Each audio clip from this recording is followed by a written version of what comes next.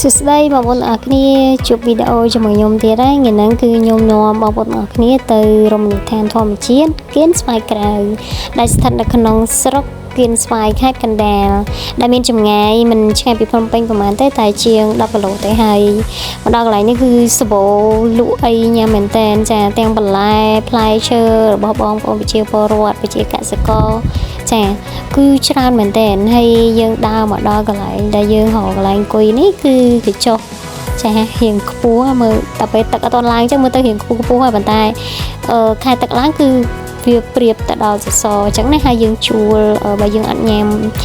អីគេទិញអីពីក្រៅញ៉ាំ10000តែបើសិនជាយើងញ៉ាំ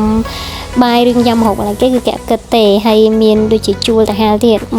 10000ហើយយើងមកដល់ត្រឡប់មកក្រោយវិញគឺយើងមកដល់កន្លែងលក់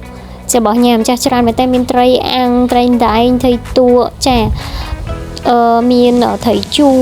ចាក្តាមកែបបោបអូច្រើនខ្លាំងមែនតើហើយដូចខ្ញុំបានបញ្ជាក់ខាងដើមអញ្ចឹងគឺមានផ្លែឈើក៏ដូចជាបន្លែផ្លែឈើដែលបងប្អូនយកមកលក់អញ្ចឹងណាចាមាន់អាំងចានិយាយទៅម្ហូបគឺស្តៀងនៅដងចានៅដងលក់ដូចគ្នាចឹងដែរចារសជាតិក៏ហាក់ប្រហែលគ្នាដែរគឺដូចគ្នាប៉ុន្តែគាត់ថានៅចិត្តភ្នំពេញចឹងណា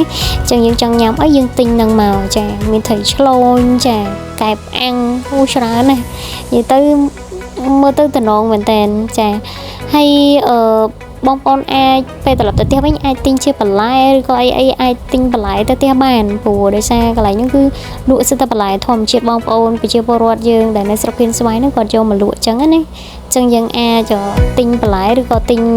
របស់ញ៉ាំផ្សេងយកទៅផ្ទះបានហើយកន្លែងនេះគឺកន្លែងពិសេសតែម្ដងចាគឺតកកឈូ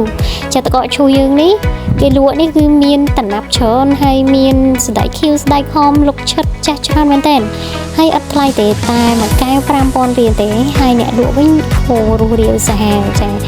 គឺមួយកែវនេះគឺតែ5000រៀលទេចាគឺជាតិសាហាវតែម្ដងចាបើបងប្អូនបានទៅលេងគិនស្វាយក្រៅកុំភ្លេចណាចំណាំមុខគាត់ទៅហើយទៅចាមួយកែវតែ5000រៀលទេតែគាត់ជូរចាជាតិមែនតែនហើយខ្ញុំកំងតែ3មុខទេមានគ្រាប់ជីសណ្តែកខៀវចាហើយនឹងលុកឈិតចាហើយបើទឹកស្ករវិញផ្អែមមែនតែនចាបងប្អូនអាចជួបជាមួយខ្ញុំជាមួយវីដេអូក្រោយអរគុណ